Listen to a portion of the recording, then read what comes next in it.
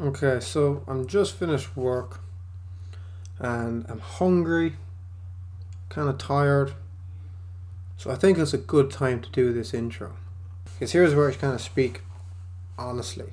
So it's been an interesting week because we just got a lot of announcements in Ireland about when we're coming out of the lockdown and when different things are going to be reopened. There's a little bit of energy there, a little bit of hope, a little bit of enthusiasm. And I recorded an episode on Monday with the gentleman that you're going to see today, Philly Mccarthy, a 27-year-old young fella from Ireland who has his views on his lockdown and around Corona and around how we can behave and the things we should be doing versus what we shouldn't be doing. And not everyone agrees with him. He got in trouble because he was doing PT sessions at his house during the lockdown, which he stands over because he had people coming to him saying that they need this for their mental health, and I can understand where they're coming from.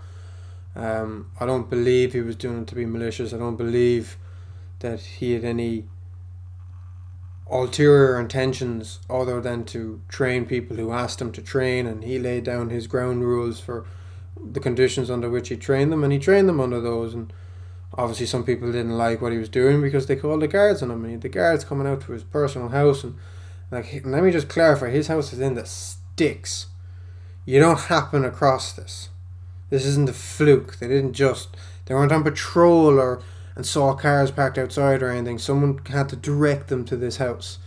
So someone went out of their way to ensure that he was brought to the attention of Gardaí. And whatever that person's motives are, if they genuinely think they're doing it for public health and for the benefit of society, okay, whatever. But guards came out, spoke to him, left him alone pretty much. He continued on to train. He was on the radio. He took a stand over it. And it was interesting. I wanted to pick his brain around it. I wanted to use the energy because it's relevant conversation.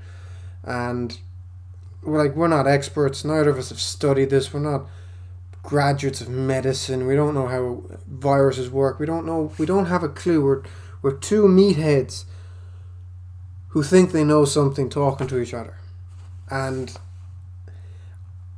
I don't feel like there's a lot of that being approved of at the minute. If you're not singing off the hymn sheet of the mainstream, well then we don't want to hear you. And I don't know why that is. There's an intolerance for people to be able to have discussions anymore. And the reason I'm doing this now after I finish work is because I do security and I spend the day enforcing people to put on masks and arguing with people over why they have to and calling people out when they're lying to me about exemptions and upholding COVID guidelines. And I'm able to uphold the guidelines and I will enforce the guidelines. And I've taken punches for this. I've been spat at. I've been attacked. I've had to drag grown men out of public markets over this because they've got some chip on their shoulder for authority or for whatever delusion they've been listening to online. And I don't know what people are getting filled up on, but there's a lot of energy around this. And on one hand, people will damn you if you don't wear a mask, and on the other hand, people will damn you if you do. And there was another protest today. We're moving out of lockdown, and there's still protests going on in Cork City. End the lockdown protests. Bros, I don't know if you're not listening to the news. We're coming out of lockdown. The lockdown is ending. We're trying to get there. People are still protesting. And you watch them go down the road and they're chanting that their signs and their microphones, and I understand where they're coming from. But there's something in society today where this tribalism, where you're in my camp or you're not, and if you're not, I'm going to hate you and focus all my anger against you, and if you are, woohoo, welcome to the brotherhood. I don't know. And this is such a narrow-minded thinking. You're in this camp or you're in this camp, and there's only two camps. And if you don't fully believe that everyone should be vaccinated and everyone should wear a mask and we should be locked down forever, that by not shaking hands is how we save people, and there's people, if you don't agree with all the facets that one side of the argument want to produce, well then you're over here. You have to be in this side. So you must be an anti-mask or an anti-vax or an anti-lockdown or a conspiracy theorist or something. And I'm like, but is there no middle line? Is there nothing in between the two camps? Can I wear a mask? Can I sanitize? Can I not go to people's houses? Can I stay within my 5k? Can I do all these, but can I not get a vaccine? Is that okay? Or is that not okay? Am I a conspiracy theorist if I don't want to get a vaccine? I'll do everything. I'll fight people. I'll enforce masks. I'll defend people's health, and I'll make the arguments that you want me to make. But if I don't get a needle into my arm, am I now a whack job? That shouldn't be the case. But we've seen it with everything. It's not just this, and this is why there's something else going on at the minute. That people are finding these public topics, these hot topics, and they're getting into it. We saw it with the Black Lives Matter. If you didn't post a black square, you were racist. What? Really? That's the judge. That's the test for it now. And even before that, with all these sort of movements that are going on, all these social agendas, if you're not in this camp, well then you must be in the other camp. It's like, I'm in both camps. There's arguments on both sides, and let's find this middle ground, but people don't want to find this middle ground. And we saw it. Even Rogan was under fire this week because he made a remark where he said, if you're young and healthy, so first of all, like he talks highly of the vaccines and that they're good for people and that people should take them, and if you're vulnerable you should take it, and we should encourage people to take vaccines. But if you're young and healthy, he doesn't see why you need to take the vaccines. And they came after him for it. They were nitpicking at that one little line. So you can say all the right things, but once you cross one little area, then you're the enemy. And it's wild thinking. It's intense and it's dangerous, and I don't know where it's going. And it's not going to stop with the lockdown. It's not going to stop with this right and that right, and it's the energy that's here is very unpredictable. And so he had to come out when he was talking with, I can't remember the other, ginger-haired lad, beard, can't remember. I need to clarify his points. And he made a very good point where he said the whole concept of taking a vaccine to protect the more vulnerable, that's a separate argument. And I think there's something to that. It is a separate argument. And people come to you with that argument. They say, oh, yeah, alright, that's such a selfish argument saying you're not going to take it because you're healthy. Think about the people who are vulnerable. Bro, I can't think about the people that's vulnerable. We've never thought about the people that's vulnerable. People that are vulnerable always have to take care of themselves. As a society, we do our best to take care of them, but it's not a healthy person's responsibility if Saffron over there has cancer. We'll do our best not to bring any more risk to you. Grand. But unfortunately, as an individual, your health is not... I can't sacrifice things I believe in because of your health. And that's the reality of it. But people are coming to you with these arguments of think of the vulnerable. But I don't really know how honest that position is. I think it's a one of those strong positions that seems to be making a good point, but it can very easily be twisted and warped as the shield of, as I'm this righteous person who's defending the vulnerable.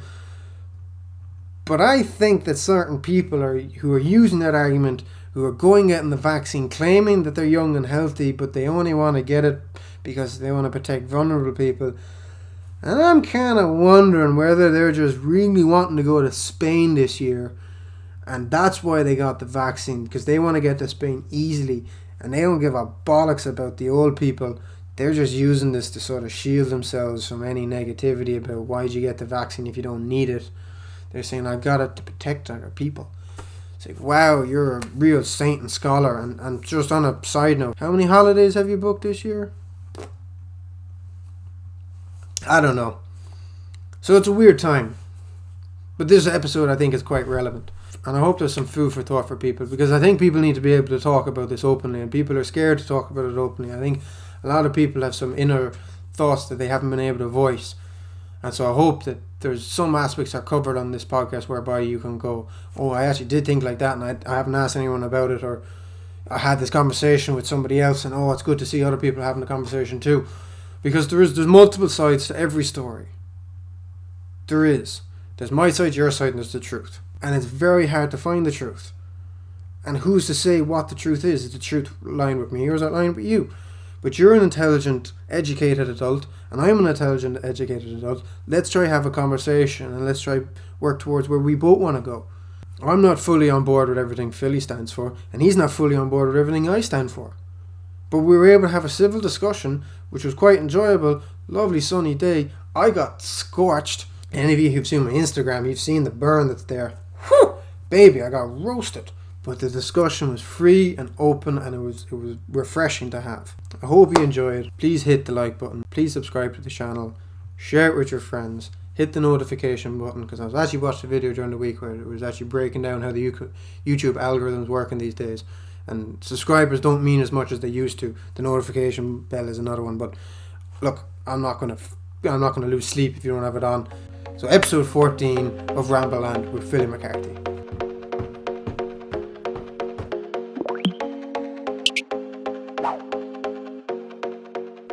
That right?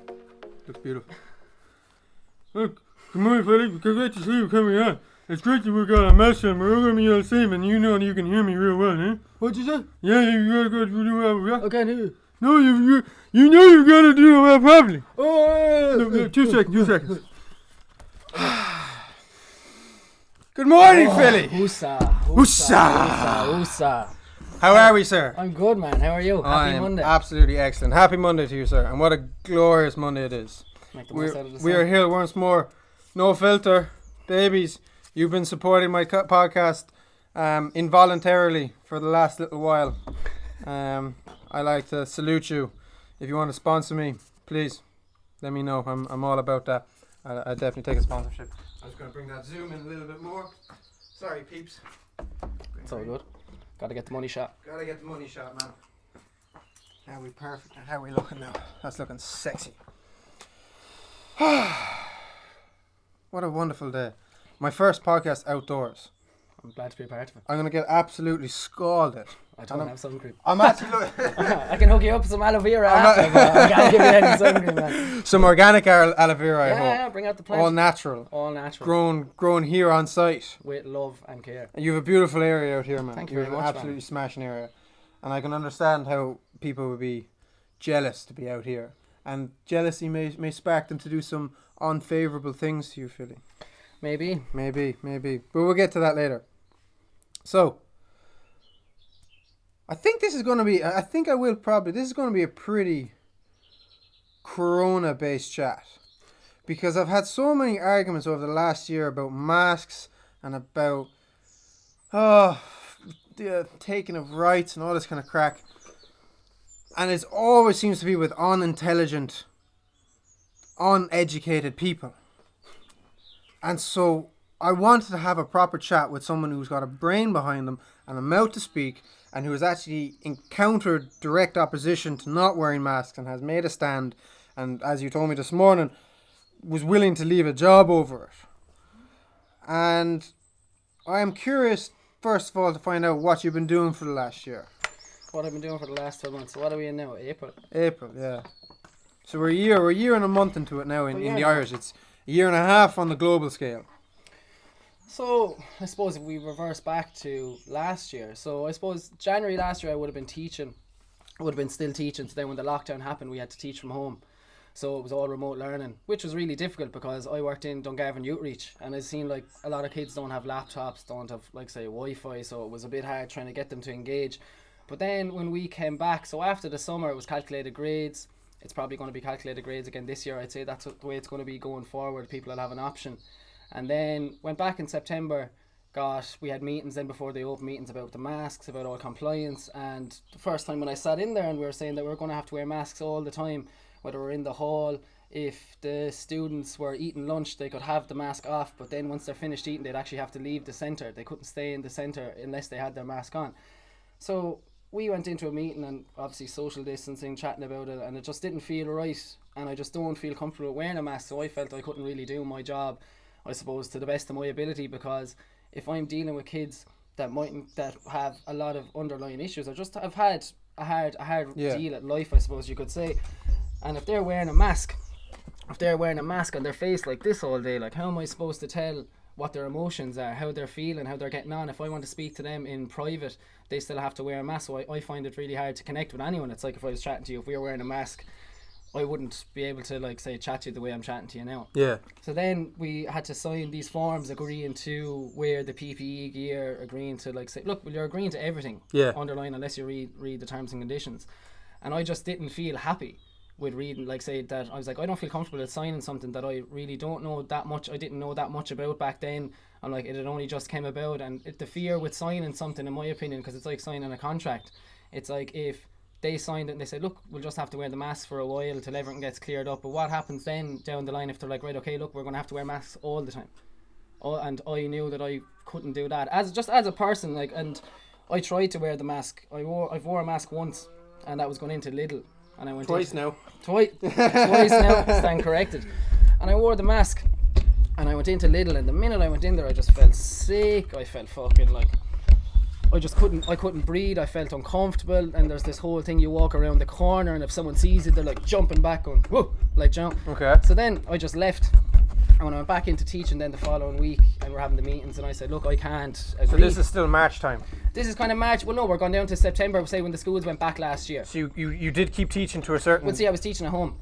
Oh, of course, yes. Yeah, so I would have been teaching at home from, like, say, we were teaching at home from kind of January, February, the whole way through. And then we have in Outreach, you have a summer program. So, like, I taught the whole way through the summer, but it was all from home. So, like, say, the way we combated some of that, because I was teaching SPHE, Active Leisure Studies, and an entrepreneurship module. Yeah. So what would happen was, say, as part of, like, trying to keep them active, was I would put up a video of a workout every week. They would have to record themselves doing the workout, and it would be, like, points that they would get throughout the summer. Because, like, say, the summer program is usually you bring them off paintball and you bring them off hiking. It's all, like, real active stuff, get them going, exactly, get the energy outdoor out. activities. So then, what age groups are we talking about here? We're talking from the ages of 15 to about 21. Whoa. Okay. 15 to 21. Okay, that's a lot older than I was thinking. Yeah, 15 to 21. Some of them could be 21 leaving because it's a... And like, are they trying to do school curriculum? Are they trying to do junior and leaving cert? Okay. LCA, leaving cert applied. And it's like, say, year 1 and year 2, but it's more or less 5th and 6th year. Yeah. Essentially. Yeah. But say some of them could come in, so we'll say some of them could be doing their leaving cert, we'll say in the high school in Clonmel. Yeah. And they could drop out. So they could drop out for a year, next thing they could come back. So, like, say they come back and they get... It's like they get it's not like a social welfare, but it's like an allowance they get every week for being in there. But 15 to 21, kind of 15, maybe 16, but some of them come in when they're around 15 and a half, just before they're 16. Yeah. So you are dealing with, like, a broad enough age group for schools. Yeah, it's you like, are. say 2021, like, as in you could be in college. Yeah. But because what age are you yourself? I'm 27. Yeah. Okay. 27. So that's, like, that age. You're within that age gap where you're actually able to connect with them. Exactly, because it is, when you're in school, it's hard to. I found it really hard to, like, relate or even connect with teachers. Like, say, teachers, because you're calling them sir or miss all the time, and I feel like that when you get to 6th year, you should be able to allow to call them by their first name, because how can you actually build a connection? It's like if every time I met you, it was like Mr. Brennan, you know, like, as in how, like, there's this kind of authority thing always dividing you then. So how can you actually connect? And it's funny because I was always sort of aware of it in my own regard, whereby when I left school, saying someone's first names, there was a barrier to it. It was like it felt rude, as if this person had some status over me that doesn't enable me to be qualified to use their name. And it was a weird thing I had to actually get over. It was something I had to manually put a foot on and step over it. And it's a weird one now. I understand why they have it in school. It is important because you do need to learn respect. You do need to speak to them properly. And it's weird because even the young fellas that I'd be dealing with in Cork, when I give them my name, I have no problem giving them my name, and it's because it shows that I trust them. And it's a funny thing, what happens when someone has your first name is they speak to you differently, and they speak to you properly, and they speak to you honestly, like you're another person. But when they're looking at you and they call you security guard or bouncer, or you give them a fake name and they know it's a fake name, there's a disrespect there. Yeah. And so it's interesting that sort of. And do the other teachers in the Outreach, do they prefer Mr. and Sir? No, everyone is first name basis, like, so it could be like as in my name is Philip, like, but like they'd come in, they'd be like, well, Philly, how are you? And I think a massive amount, because like I'm not a qualified teacher, so like, as in I wasn't qualified to teach, and I actually coincidentally at a barbecue met the coordinator and just was speaking to her, just chatting away to her about who I was, what I was doing, kind of what I wanted to do, because a big part of me is like, all I want to do is like help people, like when I worked in Fitzgerald's, when I was teaching PT and different things like that. And then she actually rang me and she said, would I be interested in teaching? And I was kind of like, I don't know, am I qualified to do this? And she was like, look, there's a subbing job for active leisure. So I was like, grand, look, let's give it a go. And see, I'm left-handed, so writing on a whiteboard is really, really awkward. So I bought a whiteboard and I'm like trying to write things. It's like, because like I have no problem sitting down chatting to people. Like, and if there was 100 people there, I have no problem chatting. But when you're standing up like a presentation, it's different. Kind of thing, and I'm like, fuck, breathe. So like there was that kind of aspect I had to kind of get through, and I just was really like, right, okay. When I was in school, what didn't I like about teachers? What did I like? Because there was teachers I really got on with and I really did connect with. And it's like, right, okay, the best thing to do is to talk to someone, not at them. And like let them know it's like I'm not on top of you. So like say a lot of things, like some of the students would sit in my desk because I don't like sitting down. Even like sitting here, like you'll see me fidgeting because I don't like staying still. So if their laptop wasn't working, I'm like, oh here, just hop on mine. Like, I don't mind walking around. And it's just trying to relate to them as much as you can. So it's not like if they ask a question, be like, it's because of this. Because like at the end of the day, I can be wrong about things, and just because you're a teacher, and I think that I don't know what happens that when you're in studying to be a teacher, does it like batter the fucking life out of you that when you come out that everything has to be black and white in a book. Now I don't know, like, and I'm not saying that this is a case along the line, but like I know a lot of people that are studying to be teachers, and I know a lot of people aren't. They're so enthusiastic and like they're really like want to help people, and that's why like I suppose you want to be a teacher because. At the end of the day, I think that being a teacher, you're the most important thing to a child other than their parents, because you're with them a massive amount of the time. You are, yeah. So it's like, I don't know, just trying to relate to them because they're trying, like, as an activity, they're trying to figure themselves out as well. And like, what? I think there's a lack of attention given to what it's like to run a classroom. And I think young teachers coming out of college are actually very nervous about how you get a class to listen to you. How do you teach them a subject they don't currently care about? And they sort of revert back to, a lot of the time, the authoritative structure that was placed on them when they were in school, which is, my way or no way, can't show any weakness. And it's similar. You'll see it, that same sort of poor mentality across the board with anyone in authority, from managers, from guards to prison officers, to all these things where it's actually people will overcompensate for authority what they lack for in control. And it's something that I've noticed, again, working with all the young fellas, is that when you try and, I don't want to say bully, but command yourself over them, when they're barred for robbing and stuff, well, you're robbing, you're a scumbag, we don't let you in. That's not going to work. They don't take you seriously. And the only way that we actually run smoothly is by me being real lackadaisical, real laid back, and approaching them at a different sort of level, because I know that I can hold on to that sort of, that stamping out of justice if I need to. It is in the back there. I have the potential for doing it, and I know how to do it. And as a result, what happens is I never need to use it. But I think a lot of people come into these sort of environments and they're nervous. And when humans get nervous, they get over responsive and they panic. And I think a lot of people early on in their teaching, unless they really know what they're going in for, I think they revert to that kind of panic state and they never really break out of it. Yeah, and it's like this as well. I think the reason that I probably got on so well in outreach is that I got no course book. So like when I was like, look, I'll take this job. So like, oh yeah, we'll give you the details of it. So next thing it was like these pages, and it was basically like, this is what they needed to know, and it would have 5 bullet points, but it wouldn't explain what they were. Or what the, so you had to figure out how to teach it to them. I had to make my own book. Yeah. So like the first couple of months I was there, I was like 4:30 every morning, and like anyone that's a teacher and you're doing lesson plans, I didn't even know what lesson plans were.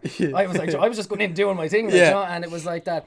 You could be 4 hours looking for 1 page of content. Yeah. That could take 5 minutes, and it's like, oh gee, like, so like I suppose there was a massive amount. It's kind of like, I suppose, putting things in your corner with, like, as a teacher, being like, right, what way do you want to teach this? So this is what they have to learn. And like a big part for me was like, look, get them their LCA, but it's like, try help them and give them the tools that when they leave. That's why I think, like, the first day I walked into outreach, I was like, I wish I went here. They get their first aid, they get their manual handling, they get their HACCP, they get their barista coffee. They were when I was leaving, we were trying to get them to get their theory test. And like they got that's real class. Education. They have an IT class about like banking and stuff and setting up direct debits, and I'm like, fucking hell, why is this not in a mainstream school? Why aren't we learning this? Because it's like, you're supposed to know what you want to do for the rest of your life. Whereas a couple of months before that, you had to ask permission to go to the toilet. Yeah. And I'm like, it's like when I was 17, I left school, I had a fucking clue what I wanted to do. I just wanted to go to college, like, because that's what everyone was doing. And I dropped out and went back. And that's what a lot of teachers were. They were those people who wanted to go to college. Teaching seems okay. It's got good money. It's got good summer holidays. Weekends off. Let's go do teaching. Yeah. and next thing they're in a classroom with 30 kids, they're all males and they're running around throwing and punching each other and shouting at you and telling you to F off, and they're just like, But like, and it it's just is, that's what because, happens. and like, don't get me wrong, like, as in teaching can be draining. Like, Oh, you know, yeah. it can be draining, because at the end of the day, you're like, as in you're coming into students, like young kids that are fucking going through hormones. They might have stuff going on in their own lives, so like they're needy to an extent because they want to be heard, and like that's the biggest thing I think with younger people. They just want to be heard, and they want to be heard as an individual, not as in like going, so what do you know? You're just a kid. You know, Listen to me, I'm the adult, I know. Yeah, and I got a lot of that, like even with conversations with people, I might come out with something, they're like, but sure what? Like, you know, to an older person, goes, sure, what do you know? What do you know? And I'm kind of like, Am I wrong? whose life experience, like how are you to dictate someone's life experience by their age? Because there's like, some people could be through it really traumatic from, we'll say, to 20, and could have massive life experience in whatever it was that they've been through. And some real traumatic ones. Really, really traumatic. Real traumatic, particularly the kids that end up having to go to youth reach. A lot of the time it's because they've had very, very challenging lives. They've had a lot of things thrown at them early. And for them even to be able to put on clothes and get into a youth reach centre every day is a miracle. It is a miracle. And it's like at Christmas, we do this, we'd have a kind of a Christmas party or Christmas dinner for them. Yeah. Because look, being really real about it, like as in a lot of them don't have Christmases when they go home. Man. They don't have the Christmas dinner. They don't have this thing, like as in we're so, and like not saying we're so privileged, but like we should be so privileged. We should be so appreciative to have that, to have a house to go home to that people actually want you to be there. And that was one thing that really kind of like, it does take a lot on you, and you have to kind of watch your own energy. But it's like, oh my God, like here I am giving out about this, or taking this for granted. I'm like, think about when they're in there all day, they're going home to just fucking hell, like, you know. And I'm like, and that's the thing. A lot of the young fellas that be hanging around the shops, they're only there, and they're there from, like, I'll see them roaming down the street at 11 o'clock in the morning, and they'll be on the street from 11 in the morning till 11 at night. And you're thinking, geez, with the parents not keeping an eye on them, but it's the parents who've thrown them out. Yeah. Like, I know two of them with alcoholic parent. Well, there's no father around. Well, actually, There's a big mix. There's about 15 different young fellas that be in sort of different groups that come in and out. But I know, like, one of them has an alcoholic mother, and if he doesn't find something to do all day, he's in real trouble. Like, he can't go home. He doesn't even sleep at home some nights. It's a real, it's a taste of like real life. What is going on? Because we are kind of like kept in a bubble in school, and we're kept away from like bad things and hidden from them. And then I think that's a massive problem as well, because then we get older, and like we get encountered with something and we just fall apart as people. Like, we're fucking like, I can't, like, how do I do this? I can't understand these emotions. I can't understand these feelings, because we're never really taught how to handle our emotions. Like, I always wonder, like, why isn't there a class in school about how to like process information, hold information? Well, they're changing that. I know my mother, she's a teacher, she'd be filling me in little bits and pieces around this. They are changing it. So she showed me the workbook that they had. I can't remember the name on the workbook, but they are changing to start teaching kids about their emotions, what to do when they feel this, when they feel that, describe this emotion, and this emotion actually means, when you feel like this is what we call that emotion. Because that's another thing. Is this angry? Is this jealousy? Is this frustration? Yeah, we don't know. And the kid doesn't know. Is that primary or secondary? Primary. I think good. Yeah. I think it needs to be started. That's exactly where it needs to be started. Because like, say, when I worked in Busy Bees as well, an after schools club, so like I've dealt with kids from the ages of 4 to 12, and what I could see a lot about them is that, like, as in, obviously they're massively needy, because some of them kids are in there at like 7 in the morning, then they go to school, then they get collected at 2 o'clock or 3 o'clock, and then they're there till like 6 o'clock, and then they go home. So like, they're in school all day long, and it's no fault to their parents, because we live in a world now that you can't live off one salary anymore unless you're fucking loaded. Like, you can't. And it's like, you can see the kids, they're really needy. And like, even the masks, a whole thing actually with the masks again, when I was in Busy Bees, like, seeing kids come back and be stressed, because we go in and like, they come in, they give you a hug, like, you know, after the summer coming back, and one kid ran up to me and went to give me a hug and was just about to hug me and was like, oh, I can't, COVID. And like, seeing 5 and 6 year olds like anxious, and I'm like, you shouldn't even know what that is. Like, you shouldn't know what that is. You should be around playing. You shouldn't even have to be thinking about things like that. But it's all projections of fear. And it's obviously, look, it's hard to do that, because when you're stressed, you're going to project it onto the people around you. You're going to project it onto your kids, and it's just this vicious circle. Like, I'm just really, really afraid for like the younger, that generation going up into their teens now. You have to remember though, because we'll come back to that mass thing now, because despite the connection you had with these kids, you made a decision to move away from them and to leave them at a crucial time from their perspective. From the school or Busy Bees? From the school. The school, yeah. I did. And that was a big statement. That was a big move.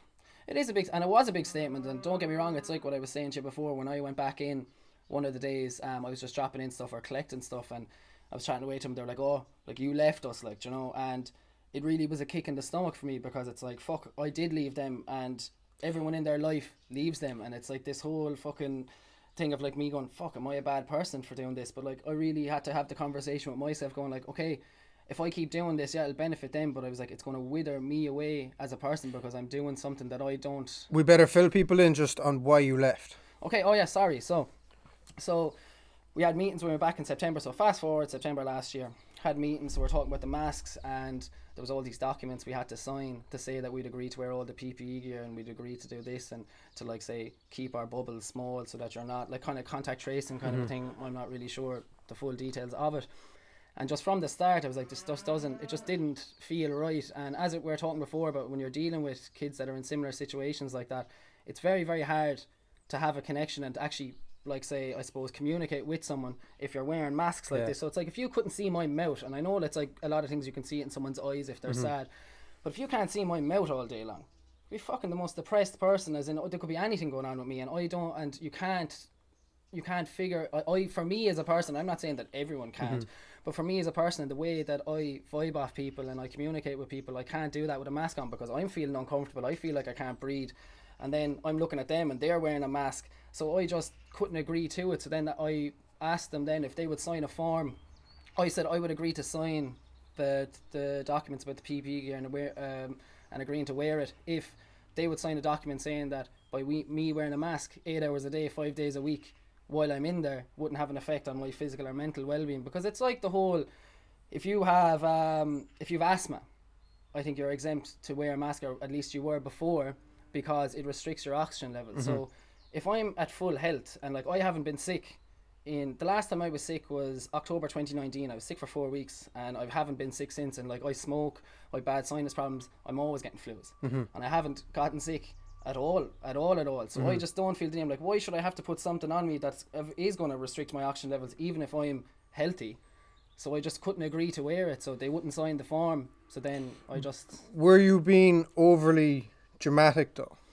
Well, see, it's like... Because I've been wearing the masks, and other than a cloth one that I had to get rid of, I've had no problems breathing. And I reckon I'm wearing one of the ones now that they say it doesn't work. But what it does is it keeps people happy that I'm wearing it, and I have to wear it for work. But I've seen, this one really put me back my box over it, was that a fella came in wearing a mask, but I could see he's got the oxygen tubes connected to him, and he was carrying his oxygen with him. I said, holy sugar. He's ballsy, he's willing to put on a mask. The people who come into me who are healthy and fit telling me that they can't breathe with a mask on, the two doesn't compare. Yeah. Well, like, it's like this. It's like, I know, and it's like, say, the surgical mask there. At the end of the day, what does it do? Yeah, it makes people feel comfortable, because at the end of the day, there's holes everywhere in it. Yeah. But I don't know what it is. Was it a part of just me as a person when I had the mask on? And I don't know, is it because of everything? But the minute I put the mask on, I just feel claustrophobic. Massively claustrophobic.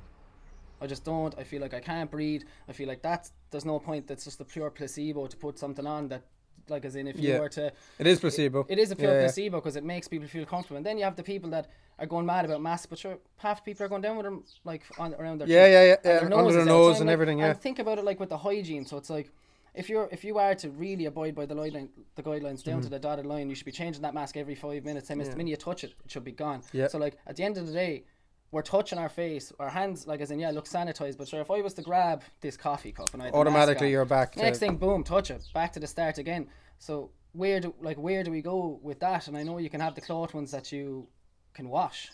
But like I'll and like Joe, but I'll reuse a mask. I'll reuse a mask for way too long, man. So it's like I'd say I've bought about 4 surgical masks in the last year. But everyone is the same, because it's like... But this is the thing, but we live in a lie a lot of the time. There's a lot of things we do on a daily basis that are a lie, but we do it for our fellow man. And for me, this was a willing sacrifice for the people around me to make them happier. And for me, like, I would wonder to you, do you not think it would have been a willing sacrifice in order to be there for those kids when they needed you? But like, then at what cost? So would it be at what cost? At what cost would it be a cost of my mental health and? But I think you would have gotten used to it when you still connected with those kids, when you come in and you saw them. I do, but I think I would have slowly but surely disconnected from myself and who I am, and what I want, and I feel like that. But change is good. Change is good to an extent. Change is good to an extent because it's like you start wearing the mask, but then is it at what cost? So it's like if it comes down the line that we have to wear masks all the time, and we can't, like, as in, if we have to go wear them going into shops, wear them going into supermarkets, wearing them in school all the time, like, as in. But it won't be forever. But how do we know? It won't be forever. It definitely won't be forever. We know that it won't be forever. Like, I didn't know that we'd be in this 12 and a half months later, though. True. And you see, that this is the problem. This is a bit of a unique one whereby we know at this stage that our reaction to it was overshot, overhyped. This isn't the death flu that we thought it was going to be. The plague. And the problem was our people in government didn't have the testicles to admit it. To admit they're wrong. And that's the problem. And now we have, and it's slowly changing whereby more and more people are floating onto the side of, I don't know if I'm happy with these lockdowns anymore. Even people that were staunch in like, no, this is essential for public health. And I know nurses who at the beginning made you take off their shoes coming into their house. You had to wipe the bottom of your shoes just to come into their house. All the door handles every time, right? Real hyper stuff. And I remember having to just shut up, not my house, go along with it. Yeah, respect people. But even them now don't have that approach. They're going, it's gone. Even them, and they were staunch for hygiene, and they've turned their tide. And the problem is that when you have this lack of confidence in a government to admit when they're wrong, you sow these seeds of doubt among your society, and that's what causes the real contention between people, because no one trusts each other. And this is the thing, and it's not like, look, just so everyone knows, it's not like at the start of this I wasn't shitting my pants. I was absolutely shitting my pants. Going back to the bees thing, when that kid comes in and hesitates, that was when we just thought it was death disease. Yeah, we thought that everyone is going to die from this. Yes. And then, like, don't get me wrong, at the time I was shitting my pants. I lived before I moved here. I lived with my nanny. My nanny's 87 now. And the minute this it was like January, maybe February, you know, when it all kind of started to escalate, and we didn't know what the fuck. Like, I thought it was the plague. I was like, we're all going to be fucking wiped out here really soon. So, like, I moved in with a girl I was seeing at the time. And next thing then, I was waking up some mornings, and I was like, could have like a tickly cough, and I'm like, oh fuck, am I getting it? What if I give it to her? What if she gives it to her mum? What if she gives it to her grandmother? And like, oh my fucking god, like I was like, it was that month in January was like the one time I didn't see my nanny. And then it got to the stage where I was like, hold on a fucking minute, like, I'm waking up every morning convincing myself I'm getting fucking sick. I'm going around stressed all the time. If I'm stressed all the time, it's that your immune system will drop. My immune system is low. I was like, I'm not worth a fucking wank to anyone. Like, I was like, I'm absolutely I'm internally destroying myself and making myself feel sick, and I will get sick if I keep doing this. So I was like, right, I need to cop on. Like, I need to fucking sort out what's going on in here. And then just lately I was like, do you know what? I'm like, I could walk out, I could leave here today and get fucking knocked down by a bus. Yeah. I could literally walk out there, I could get fucking stung and having a reaction to it. I could fucking go for a walk up the mountain and fall back down. Yeah. And I could die. Do you know, we could, like, there's so many factors that we don't. It's like the whole thing we're talking about the plastic. Like, there's so many little things that can affect us every day. And I was like, and my nanny came over here one Sunday for dinner. So my nanny started coming, when I moved out here then in the March, my nanny used to come over every Sunday for dinner. And we'd have a chat, and as I was telling you, I'd set up the camera, and I was chatting to her one day, and she was like, what is going on, you know, with the government and everything? And I was like, look, I don't know. And she was like, she goes, are we not living anymore? She goes, like, what is the point of living if we can't make our own decisions and we can't do anything anymore because we're just waiting to be told what we can do? And I'm kind of like, you're right, like, you know, you're 87 and you're like telling me, I was saying, what, like, are we living really anymore? Because at the end of the day, there's risks at everything. There's risks in life. There's all these things that can go wrong, and it's like, and I know that this is what's being pushed at the moment, but like, why do we have to be so either one side or the other? Like, I just think that if someone wants to get the vaccine, go get the vaccine. As in, if you want to wear a mask, wear a mask. If you want to go head to toe in PPE gear, and I know if you're not doing it for yourself, like, you know, if you want to be like the spaceman costume, like, just do it, man. Whatever makes you happy. If you want to go wearing that, that's no problem at all. And I respect you for doing it, because I wouldn't be able to do it. Yeah. But it's like, if we can't have a conversation and at least speak about it, because I think that this is the kind of thing, and it brings me back to busy bees. If something doesn't make sense with a child, keep going. Yeah. If something doesn't make sense with a child, they're going to say, like, why? Joe? Yeah. Why is this? Right? Why do we have to do this? And I'm like, what age do we get to in our lives where we stop asking why? Like, as in, and I'm like... Now that is something the school beats out of us. Yeah, because it is. It's like, but it's even like some parents, it's because we're tired. It's like, oh, because I said so, do you know? I don't know if it's because we're tired. Again, I think it's this sort of don't know what to say, so double down on don't question me. We don't know. We don't know. And we don't... people are really uncomfortable to say, I don't know. They're really uncomfortable. Like, there's nothing wrong. Do you know, there's nothing wrong with not knowing. But at the end of the day, like, the more I learn, the less I know. Yeah, you know? Like, it's a weird thing. But like, we just need to be able to enough to respect each other. And I know people can easily say, well, you're not respecting people because you're not wearing a mask and you're not protecting other people. But it's like, look, I need to live my life, like, you know, and I need to do what I think is best for me. And I haven't worn a mask at all. My grandmother's 87. She was coming over here all summer, every Sunday for dinner, which there's been people in my house. Like, and I'm kind of like, and she's been tested countless times over the last, like, the whole time. And I'm like, how haven't you fucking got it? Like, or how do I know no one that's got it? Or how haven't I been in close contact with anyone that's got it? I just don't. Like, this is the question I have. I just don't understand that. And people could say because I'm healthy. But, like, how haven't I passed it? Like, my nanny has been cocooned other than coming over here the last 12 and a half months. I'm like, she should have got that thing and been gone. Like, you know, like, been gone. And, like, I just don't understand that. It's like she went to get the vaccine. She got a kidney infection, went into hospital for a couple of weeks. And they said, I goes to my mother, goes, did she get the vaccine? She goes, they said, no, she's too old. And I was like, what do you mean she's too old to get the vaccine? Yeah, she didn't get it. So, like, she's out of hospital. She had to go back in because the kidney infection wasn't cleared. So she was in respite out in Cashel. And now I think she's getting moved to Carrick. But I don't know where they are about giving her the vaccine now. But I just couldn't understand. So she's 87 and hasn't had the vaccine yet? She hasn't had the vaccine, like. She's getting tested every day. She's getting tested every day inside in Cashel now. She could be in Carrick now. And do they have to stick her down the back of her nose every day? Yeah, all the time. And is she poor health anyway? Yeah, like, she's, look, at the end of the day, calling a spade, she's at the end of her life, like, as in her, like...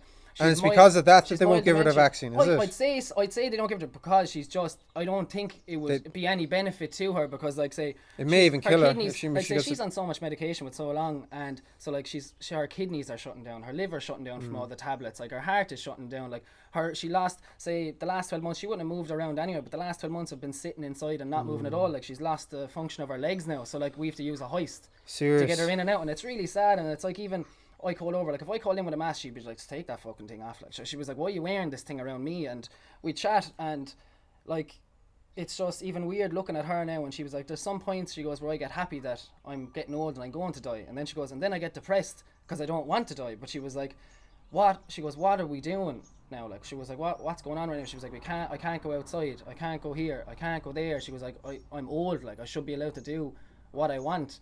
And I know, obviously, an extent you could just say, right, we'll take you out, do you know? But it's just, it's a really weird thing to see someone at the end but still be kind of like, fuck this. And I think that with the older generation, and anyone that has grandparents that are still alive, they're tough, man. They're fucking tough. And I said it to her, I'd be always messing up, like, you're tough. And she kind of started getting upset. She was like, we had to grow up in tough times, like. And she doesn't see it as something she did voluntarily. She sees that it was something she had to do to survive. Yeah. But but it wasn't happy with it. Do you know, like, as in, like, in fairness, look, like, we've all seen her, like, over the last 12 months, because it's like this. And I think anyone that knows older people, as us, like, when we're socially isolated, and I think you need to be happy in your own head. You need to be happy to be able to be by yourself for a month or whatever, because you need to be able to figure out what's going on in here. Because if everything internal is okay to a point, everything external is just like water. Just move around. You'll get over it. Like, you know, it's like we're chatting about, if a relationship doesn't work out and you're molding into the same tank as the analogy you gave, and it doesn't work out, it feels like your whole world is fucking falling down around you. But if you make sure that you have your life, and your life is in a good point, no matter what happens, like when I left the teaching, like all these things, it'll be okay. Like, you know, everything will be okay as long as you're okay in your head. And I think that this isolation from people is really, really making us all into kind of introverts. Because it's like, I was speaking to someone the other day that hadn't seen their boyfriend in 8 months. What? It's fucking crazy, right? Because of COVID? Because of Does COVID. he work abroad? No, I think one of them could have been, like, say, here, and the other one would have been Cork or, like, Waterford. So, let's say, a trip away, and hadn't seen them. And I'm like, Jesus Christ. I'm like, how can you do that? And then it's like, when she went to visit him, she said she was there about an hour or two, and she started feeling really anxious. And I was like, anxious from, like, the fear of COVID? And she was like, no. She was like, anxious because I was away from home. Because I'd revolved my whole life working at home, being at home, and now that I'm away, it made me want to go back home. Like, John, I'm like, geez, I'm like, that's not good either, because it's making us all want to, like, just retreat and keep away from everyone, when at the end of the day we need each other. And it's like, we're all social creatures. Like, it's like this, like, I'm absolutely taking the utmost pleasure of chatting to you and, like, meeting you and speaking with you, and I'm like, I'll feel so much better after it, just as well as I hope you will, as well, having a conversation. I will, man, don't you worry, I will. And that's the thing though, is that there are people who will live their lives anyway. And those people have continued living their lives through this thing, and as a result are, to a point, unaffected. And then there's people who, and this is the sad thing is, and you can't blame them because it's just the way they're conditioned or their personalities or whatever, but they look to people in authority as having the golden answer, and in this case it'd be the government and the health sector, and they say, oh well, that's what they've told us and that's what has to happen, so I'm not going to go against them. And then they go, but he's out there doing something that he's not supposed to. He's doing something he's not supposed to. No, hello. And policing people. And the problem is that they get unfairly, they feel like they're being unfairly treated in this. They get real bitter, they get real resentful, and then you see the real negative side of humanity coming out. And it's and we saw that, you saw that actually firsthand, people getting bitter with the fact that you kept your life going. Do you want to tell people about that one? Yeah, so about... Yeah. Here we go, baby. Yeah. Let's get all down and dirty with it. So I continued to train people. So first of all, after you left Dungarvan, After I left teaching, you were a little bit kind of like, okay, what do I do now? Yeah, so... Did I just shoot myself in the foot? Yeah, so don't get me wrong, like, there was a certain amount of fear when I left, because it's like, when I got the job teaching, and this is kind of brings me to, like, this whole society thing. When I got the job teaching, next month I was like, oh my god, well done, like, you're a teacher, and like, it was seen as such this fucking... up on this fucking pedestal. Like, I'm like, Jesus Christ, we're normal people as well. It's even like the students, I'm like, we have real lives when we leave here. We're not just these teachers that stay in school. And when I decided that I couldn't be there anymore, and it was a really hard decision, because as I was saying, I was leaving kids that I knew needed my help, but at the same time, I was sacrificing my energy and my hour to not do, because I've got to the stage last year. I did a lot of kind of working on myself, and I was like, I'm not happy doing with anything that's not okay with me anymore, because it's just interrupting my direction and where I want to go. So then I handed in my notice, and I'll never forget, You actually handed in a notice, like, this was a big, property. I said, look, I'd like to hand in my notice. And I sat back in the car. I left anyway, sat in the car, and I remember just going, oh, Jesus fucking Christ. So like that kind of little anxiety flicker. I'm like, oh my God, what did I do? I'm fucking losing my mind. And I left, and it was like, that day I left, but I felt like I knew I was doing the right thing for me, and I left that day. And next thing, I got a text off a group of gal lads, asked me would I train them, then someone else texted me train, then this thing just happened. So obviously explained to all of them, I said, look, I don't wear the mask. I was like, I'm not for fucking wearing masks. If you want to come training with me, I just want you to know that, like, I don't wear a mask ever. And as long as you're okay with that, because the whole point of training people, I know it's to physically get them in a good shape, I suppose, but it's like mentally, because it's all up here, like, like everything is up here, like, as in the body will only go where the mind will let it go. And so I started training people. So I was training them here, as you can see, like in the middle of nowhere, and it was fine, great training them with maybe 6 or 8 months now, probably more, because it would have been into last year and around Christmas time. How did they know you were there to be like, are you a personal trainer, or how did they come to you? Yeah, so I'm a personal trainer, but I actually hate being called a personal trainer. Yeah, because it's a washed out term now. Just a coach. And have you worked in a gym before? Yeah, so I set up a gym a couple of years ago, maybe what would have been 5. The calisthenics gym. Yeah, the 3 pillars. So like, I would have been known for training people. I didn't advertise, they just contacted me. Known for alternative training methods as well. So like no bodyweight training, like mindfulness. So like, I'm a firm believer in affirmations. I'm a firm believer in affirming something and drawing it into you. It's like how... Do you ever feel silly doing an affirmation? At the start, but like, say, Joe, you've seen that I'm in the middle of nowhere, so like, Joe, when you're by yourself, it's easy to do. It's like the first time I ever started affirmations, I was afraid to show people my book in case I didn't become this person. What if I tell people I'm going to do this and then I don't? Am I a failure? People won't like me anymore.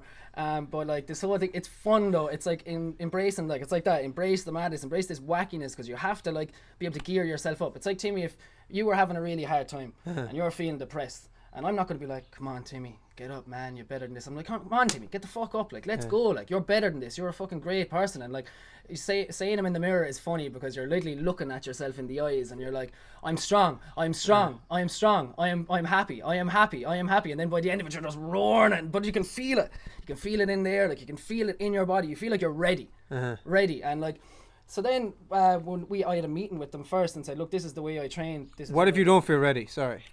What if you're not having a good day and you start doing affirmations? Do you tell a lie in your affirmation and eventually believe it? Yeah, convince yourself. It's like this. And is that not ignoring an emotion inside you? Well, not necessarily. I think like so. Like yeah, if I'm feeling like, you know, it's like look, there's days that I'm like, I couldn't be bothered getting up, but like that's I think what that feeling is like the ego dying. It's like this part, like say, like obviously, look, if I feel sad, you have to take the time to feel like that. You have to take time to feel every emotion the whole way through, but you can't let it consume a week or 2 weeks. So it's like, right, okay, like it's like when I asked you, are you happy? Do you know? And we were saying that people don't really ask that question. And it's like, right, am I happy? And if I'm like, I don't really feel happy, I don't know what it is. So next thing I'll start writing things down. Right, why are you happy? Right, what happened today? What happened yesterday? Like, how did this conversation go with someone? As in, did it go the way you wanted to? Did you feel fucking, I suppose, did it I suppose take you back? And I think just working a lot, but there's a lot of self-development I think that has to go involved in working yourself, because the hardest person you'll ever get to know is yourself. And it's like the more we know, we change. But I do get what you're saying is, are you lying to yourself? But it's like, if I do affirmations and I'm having a bit of a bad day and I'm like, right, come on man, you need to get yourself going. I was like, because you need to be your own booster. Yeah. And I'll say them, and after I'll feel better. I'm like, right, okay, I'm like, what, like, as in, because it's all it is, it's just little things that you're letting consume a big thought. And it's like this whole, the way our brain works, we get one little thought into our head, next thing it just creates this big story of something that's not even real. And you need, I don't know, it's just consistency. It's like with the affirmations, like do the affirmations every day, do them twice a day. I just say do them when you brush your teeth, even if you don't feel like that. But it's like, that's the way you want to feel. And you want, I think, with the affirmation, so it's like before I became a personal trainer, kind of like what Tony said, I was like, I am a personal trainer. I am a personal trainer. So right now, I'm a business owner. I'm a business, like, would be just one of how many of them. But it's because that's who I know I am inside me. I just need to go be that person. And it's an interesting sort of process that's taking place there, because, like, particularly sticking with the fitness thing for a minute, what happens to a lot of people when they lose a lot of weight is that very quickly, if they don't stick to whatever diet or regime got them to lose the weight, they'll put the weight back on, and very rapidly. And it's because they haven't changed their self-identity. Now, it also ties into lifestyle and the habits and stuff that they had that brought them to being overweight in the first place, and not correcting those when they come off the diet. But a big thing is that they actually haven't convinced their inner mind that they've changed. And I'm not this person that had these habits anymore. And I can see how affirmations could be useful in that scenario, to actually solidify deep internally that you're different. That's love yourself. And I get that. I am still a little bit hung up on the whole sort of convincing yourself you're happy if you're not. And it's sort of and it's not just a case of when you're having a bad day, you're having a bad day. Bad day and actually something being wrong are very different. And I don't think people really know to identify the two differences. I think a lot of people think if they're having a bad day, they must be depressed, or if they're having a bad day, it must be the worst case scenario. And it's not. You're having a bad day. Could be tired. If you track it back, there's usually something real obvious and real concrete that you just didn't pay attention to. Usually it's sleep or food. One or the other. If you didn't get one of those sorted, or watching Rambleland, watching. No, that puts you in a good day. Good day. Staying up till 4 o'clock in the morning, sleep deprived, but like not regretting a thing, you know. And it's like with the affirmations, like kind of like what you're saying. It's like, say, you know, I would always refer back to being in employment. So if I was working for you and you kept telling me every day, like, fuck's sake, Phil, you're not doing this right, you're fucking useless, you're fucking this, you're that. Eventually I internalise it, like, I am a useless fucker, yeah. You know? So it is like the reverse, but I do, with the happy, like, say, it's like, if I fucking feel that I just don't feel happy, I'm like, as in, right, I'll do the affirmations, I'll tell myself, but I'm like, right, okay, now I need to figure out why. Okay, so there is an acknowledgement even after. Okay. You'd have to, like, as in, like I said about writing things down, you have to, like, as in, you have to work it out, because all you're doing is suppressing shit, and it might be great at the time, but then you'll come to a certain altercation in your life where it all just fucking flows in. Like, it's like I felt like last year, because I moved out here and I was seen in the middle of nowhere and spent a lot of time meditating, spent a lot of time like self-developing myself, just trying to figure myself out. I read this amazing book, You Can Heal Your Life, Louise Hay. It's absolutely amazing. And I felt like I digested maybe like the last 5 or 7 years of my life through that book. No, well, like, as in, I did that, but like, as in, just through asking myself questions, doing affirmations, meditating regularly, reading that book, and just trying to relate. So like, I wrote a lot of letters, so like, say, different things I could have had with my dad when I was younger, because I didn't really have a relationship with my dad till I was around 20, just because my mother and father separated. So when we moved to Donegal, I'd have to go there every weekend. And like, when I was younger, got moved away from all my friends, was like, oh fuck you, I don't like you. There was loads of stuff I had to digest about that, and I knew it was bearing across on me, so I just could write a letter to my mum, write a letter to my dad, I wouldn't give it to them. But it's like, look, I acknowledge that this happened, it wasn't your fault, wasn't my fault, but this happened, and I'm not, and as in, I've accepted that now, I'm putting it to bed. I don't hold any aggression, because you can't hold, if you hold anger or hatred to anyone, It's just it's living in your brain for free. Do you know, and all it's going to do is consume you, because it's hard hating someone. Like, Yeah, it it's takes an a lot of energy, energy it's to an not energy, like man. someone. And I know a lot of people who carry their anger like a personality, and it destroys everything to do with their life. Yeah, because you're never. My be mother happy. used to say, anger is like drinking poison and waiting for the other person to die. You know, and that's a good one of the best That's a good ways one. I've looked at summarising it. And I see people carry this bitterness, particularly about parents. There's a lot of people carry bitterness about parents and blame them for everything. But there comes a point where, okay, you can't blame your parents anymore. Yeah. You're 25, 26 years of age. The screw-ups you're making are your fault. Yeah. And when people don't take on that responsibility, they actually lose all the power to ever fix their lives. It's playing the victim. It's playing the victim, Man, it's the victim mentality. and it's very dangerous. It's detrimental to people's success. And It is. And but the problem is, when people are in that category, they don't realize it. No. But what made you realize it?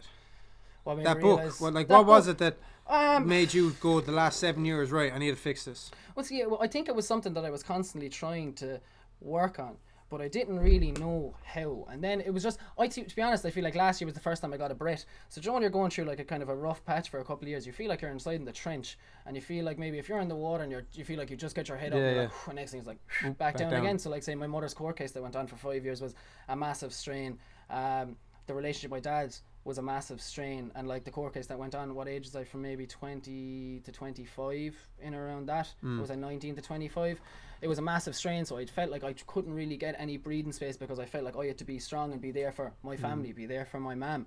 And when it got to this, like as in, I finally felt like this year, I moved out here, I got away, I got room for my brain to just breathe and relax and just be like, right, okay, like I need to address all these things, because I thought I was dealing with them, but I wasn't. And there was like a point in my life where I would say to anyone, if you need to cry, cry. There was a point in my life for a year and a half where I could not cry, and I could be really sad, like, and I just couldn't get it, physically yeah. couldn't get Yeah, the yeah. tears out when I sat and heard my mother. So like anyone doesn't know, my mother was raped when she's between the ages of 10 and 12 by her brother-in-law, and I found out this Christmas dinner before I had to sit down beside him and have dinner.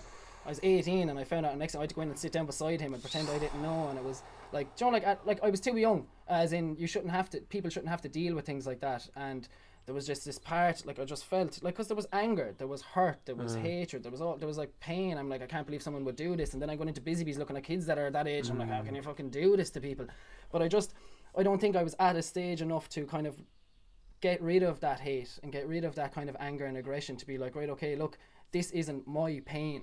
As in, I was just a passenger along this. Do you know, like at the end, it's not my pain. It's not my pain to hurt, as in feel like that. But I'm like, I need to be able to digest that and just be like, right, okay, look, that happened.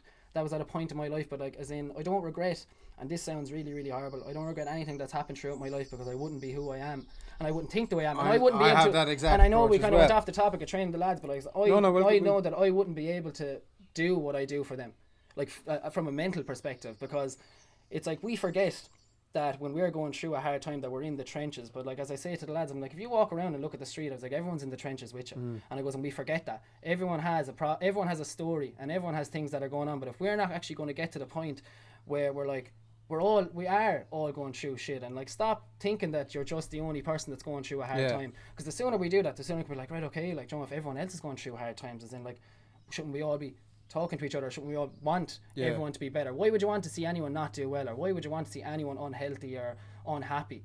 Why would you? Like, life's too short. Like, in the grand scheme of things, we're dust in the wind, like, you know, in the grand scheme of time. Yeah. But so, like, why are we wasting it hating people, or why are we wasting it fighting with people? Because it's just creating this negative energy and this eeriness, and just, it's all it's doing is dividing people. I think people are never more divided than they are now, and like, it's hitting I agree with people's households, households, relationships, schools, everything, like races, everything is just getting divided. And I'm like, what are we doing? Like, you know, I just don't understand what we're doing. Like, why does it have to be like that? Yeah. Why can't we not just Get accept? along. Why can't we just all get along? Do you know, like as in, I think that people need to just be okay with everyone else's opinions. You mightn't have to understand them or accept them, but you just have to be like, right, okay, like, this is how you feel. Yeah. But and you're perfectly entitled to feel like that, just the way I feel how I feel.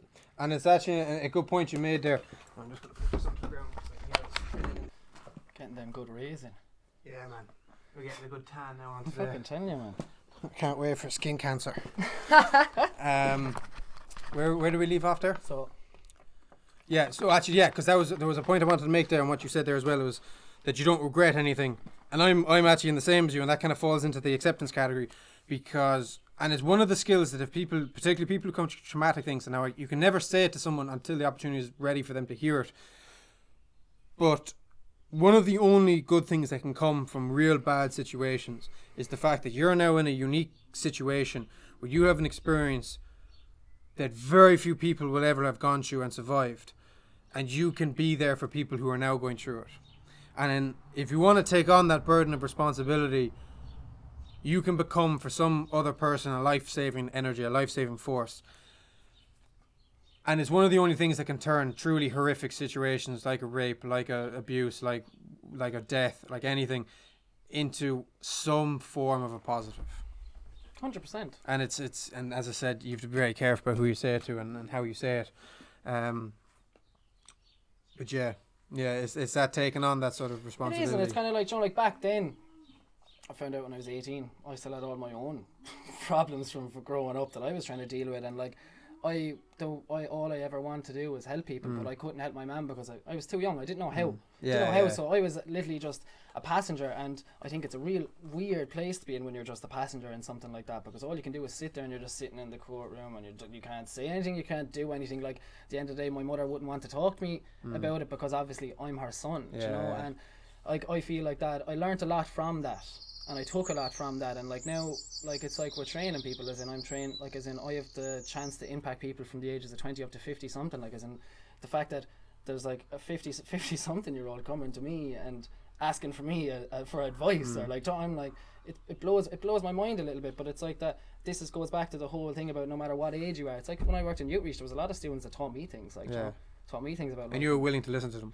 Yeah, but that's the thing, because it's like, I think no matter who you are or where you go in life, as I said to you, the more you know, the less you know. And it's kind of like people have to remember that you're both a student and a teacher. And it's funny because people would often look at, like, I'm quite similar to you in that regard in terms of the fact I have a big ego, and people think, geez, he must be a dickhead, like he's up his own hole. But I'm listening to an 8-year-old tell me stories, and I'm going, geez, that's genius. That's real genius. And so I think people misconstrue confidence with cockiness. Yeah. And they assume a lot of the time, if they look at you and you aren't living in a penthouse in New York, that you must be just a cocky little prick, because they're looking for the wrong values and think, well, he couldn't have it all together. Look at the state of him, sure. And yeah, and I do think that is an issue there. I agree with you, because it's so funny. What I say to people is there's a difference. What I used to say to the students, there's a difference between cockiness and confidence, and there's a difference between being cheeky and standing up for yourself. Yes. Because there is a massive thing, like, because people just, and it's like what we talked about with teachers, like, as in, if there's a confrontation, everyone's like, but you don't know what you're talking about, like, as in, instead of being like, right, okay, look, maybe you could be onto something, you could be right, you know, and accepting, like, because we have to stand up for ourselves, and it's not like as in saying fuck you, like, you know, but it's kind of like, well, look, I do feel like this, and that's how I feel, and I'm not going to let you do this because that's how it's going to affect me. This is okay. How do you tell them the difference between confidence and cockiness? How do I tell them the difference between cockiness and confidence? Well, I suppose it's up to interpretation, because people could easily look at you or look at me and say, oh, they're cocky fuckers, like, but you know, at the end of the day, I'm not interested in what people think of me to an extent. So I think it's like say, what they say when the lads, like, if there was a session they took off their top, and I always refer it back to people that if you spend a lot of time hustling, you know, from training as well, and you bust your bollocks and you're after getting into a good shape, and next thing you put up a picture with your top off and everyone's like, oh, look at him, he loves himself, and I'm like, so I was like, if you went off and spent 80 grand on a new car, you're not going to keep it in a garage, like, you're going to show it off, like. And I'm like, people, I don't know, because there's a different, people's interpretation of cockiness is gone to the stage now where it's like anything where you actually show any bit of love for yourself is kind of seen as cockiness now. It kind of is, like, it kind of is. Well, the way I summarize it is, cockiness is walking into a room and trying to prove that you're the greatest. Confidence is walking in and not feeling that urge. It's like the truth doesn't need defending. And there you go. And there is, though, a narcissistic element that's in society at the minute, whereby this taking off a shirt is a cocky trait. And it's something that I actually decided I wasn't going to do anymore. Because when I stopped posting all the Instagrams and taking on the gym side of it, it was that narcissism I was trying to step away from. And now I only wear large t-shirts. I don't wear tight fitting clothes. And I do things that, so, and it's a great line. It's it was Peterson was trying to reinterpret the meek shall inherit the earth, because he couldn't work out what it understood, because he's like, how can someone who's meek, which is usually people who are happy to sit by and let the world take place, how could they ever inherit the earth? And the way he went through all the historical interpretations of the language, and the best phrase he came to work with was, those who have swords and know how to use them but keep them sheathed, they shall inherit the earth. And so there was a new level of confidence, whereby if you actually genuinely are confident, there are certain actions you don't need to do in order to assert that confidence over people. You don't have to prove. You don't have to prove. Now, if you're at a beach, or if you're at a session, or if you're at a festival and stuff, and taking a shirt off is what you do that when it's hot and sunny. Yeah, it's like hot, man. I had the urge to take it off when man. I sat down here.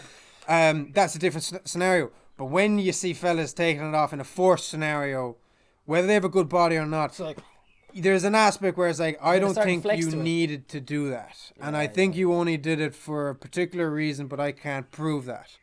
So I am sort of reluctant to fully endorse certain behaviours that people would view as being cocky, because I think there could be a point there. I think there's a delicate balance between being cocky and being confident.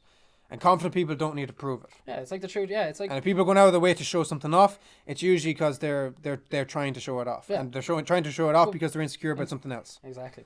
That's it. Yeah, like it's like, I just think, look, do whatever you want to do. Like, And that's what it comes just back to. Is do this what you is- want. yeah, Like, John, yeah. who am I to tell you what you're doing is right or wrong? Or like, we're people. We're just here to experience this, And why do we have to, like, as in, I just don't understand why people love to nitpick at people. And so this comes back to where we left off with that story, is that so you had few people came to you and said, Philly, can you train us over this? And you said, look, these are the scenarios under which I will train you. If you're happy with that, I will train you. And certain people were not happy with that. Yeah, because first of all, the energy has to be good, because if they're not enjoying it, or if they're I mean certain people outside of who you were training weren't happy with that. People policing people thing. Policing people. But, So you're training these people in your own private property in a scenario that you've agreed with consenting adults who have a brain, who have the intelligence to know the decisions that they want to make, and who have actively taken steps to make them.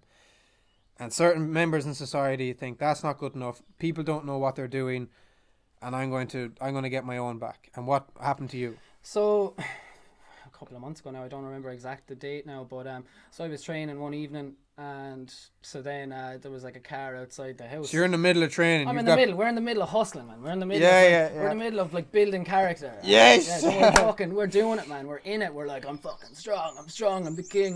Like all these things. And next thing then there was like a car outside, and my house is like, you have to kind of drive in to get to the door. But so we were just in the middle of taking a rest in between a kind of like a hit session finisher. And I was like, oh, it must be someone after leaving a jacket or something like that. So went to go. So like it's we were inside. There's like a glass double doors. So I went to walk to the door, and I just went to open the door, and then I seen a guard come around, appear from out of nowhere. He just walked there after getting superpowers. Since he started this thing, they just appear from out of the walls and the bushes, like El Commando. And so then when he approached the door, obviously he could see me, I could see him, so I just opened the window and I just took a step back. And he was just like, well, how are you? And in fairness to him, he was just the nicest guy, and I knew he didn't want to be there. Like, he was just such a really, really nice guy. He was maybe the same age as us, could have been a year or two older. Yeah. And he was just like, oh, what's going on here? And I just said that nothing was going on, because like they can't, as much as they say they can come into your house, they can't. And he knew. He didn't ask you. You didn't even ask. Yeah. And I just said nothing. Nothing's going on here. And he just said, we got reports that there was classes going on. And I just said, there's no classes going on here anyway. And he was really nice about it.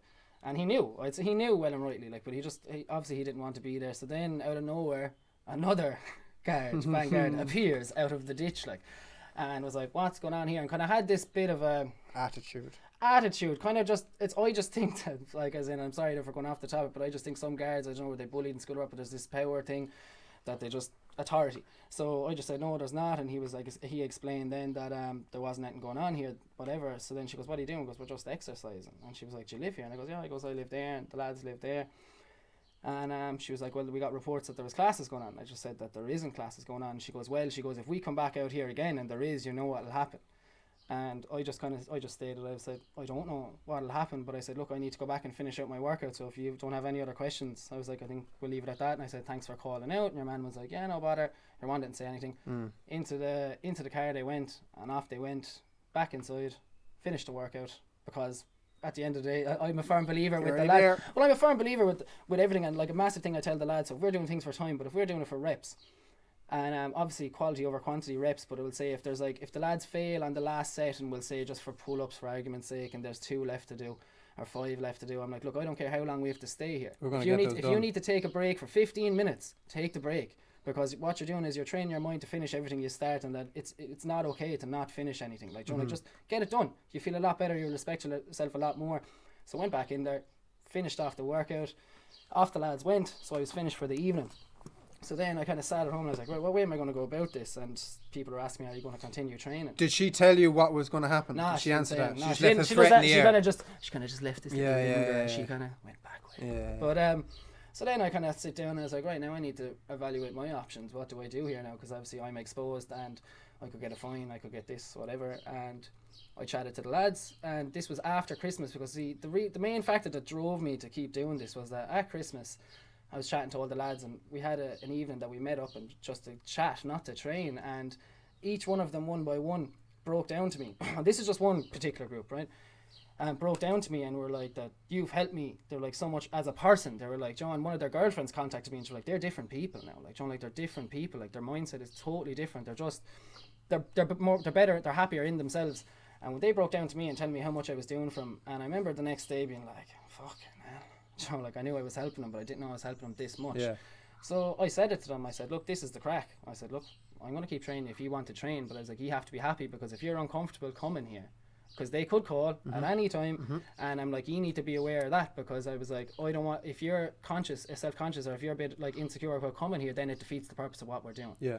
So spoke to all my clients, and they were all like, look, we need this, like, you know, we need this. And I kind of like what I said when I was on the radio. I'm like, if people are willing to put themselves at risk from COVID to benefit their mental health, I was like, they must really want it. You know, and there must be a massive, like I said, and that's what I said in the radio, and like the good outweighs the bad. I'm like, if they really need this, I'm like, who am I, after the different problems that I've been through in my life, if I'm going to turn my back on them? Because all, like, throughout everything that I've learned, as I said, from my mother's court case and different things, I've seen people in a really, really bad position. And like, there was times in that court case where I thought my mother wasn't going to get through it. Like, her hair was falling out from stress, she was depressed, and I'm like, I wouldn't wish that on anyone. And Because like, she used to relive those experiences. yeah, exactly. Because like, look, at the end of the day, that you'll never get over something Yeah, like that. You can kind of conquer to an extent, but it's like my mother's childhood was robbed from her, Yeah. like, totally, absolutely robbed from her, and that.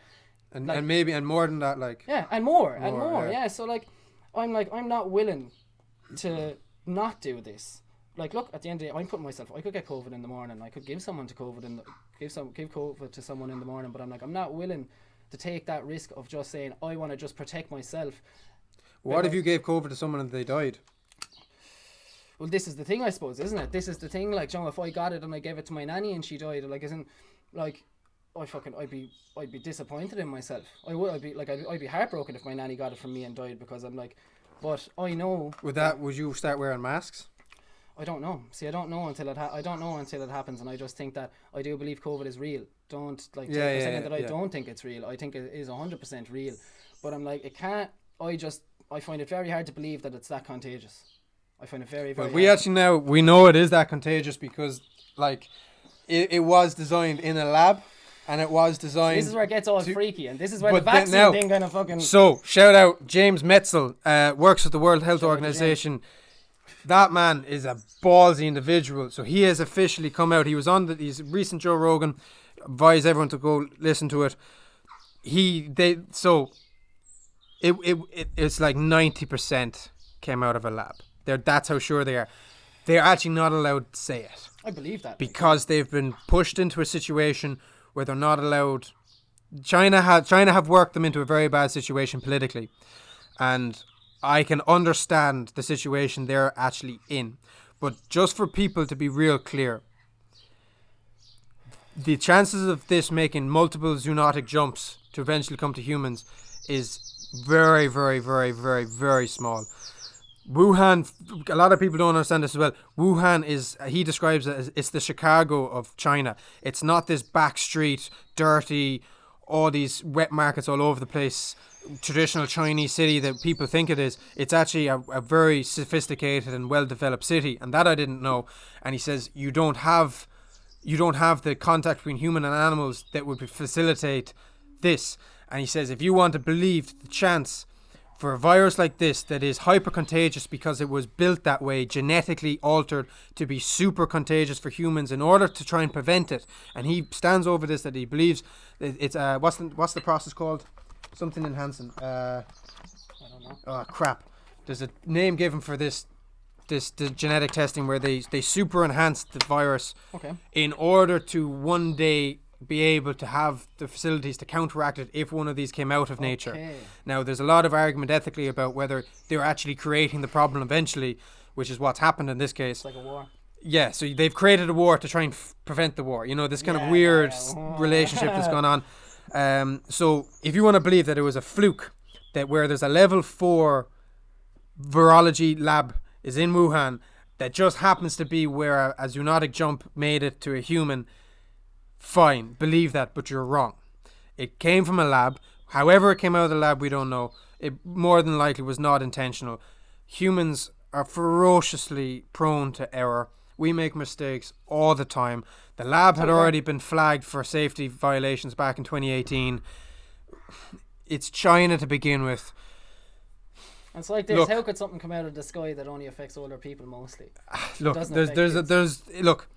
People need to understand that this was man-made and it was exceptionally contagious.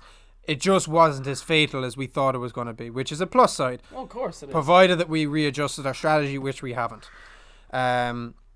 With James Metzel, it's a very good podcast. People should catch up on it because they need to understand what they're dealing with. And he talks it through very clearly. But now I've lost my train of thought of where we jumped from training, the guards. We're talking about how contagious the virus was. Remember I said that I didn't think it was that contagious. Yes, and if it was... Yeah, no, you said you don't believe... That's contagious is what they say. No, you believe that the virus is real. Yeah, we're 100%. separating ourselves 100%. from the anti-vax... the anti... Well, we're separating ourselves from the conspiracy theorists who believe... I don't know what they believe. It's all a fucking... Yeah. I don't know what they're believing. We're not one of those, right? No. But the problem is that ties in that the World Health Organization was obligated to portray this narrative that it was from a wet lab, from a wet market, and anyone who believes it's from a lab is a conspiracy theorist. That's not correct. They will eventually, I don't know if the World Health Organization will come out dogmatically, but you're not a conspiracy theorist if you believe it came from a lab. You are sane, you're rational, and you've been listening to the right people. So people need to understand that one. We're not conspiracy theorists in the way we're talking here. This is the problem. This is real. Well, you see, if you're not for the COVID vaccine, and that's what I want to get onto. If you feel that it doesn't come from it did come from a lab or it doesn't come from, like as in you're immediately you have a tinfoil helmet on, you're against everything, you're anti-vaccine. I'm not anti-vaccine, like as in I just don't. It's like this is man-made. It's like Joe, like coming up with a cure for something that in the length of time that it's around and as advanced as technology is, and like I find it very hard to believe. That's why I'm saying it has to be man-made. It has to be man-made.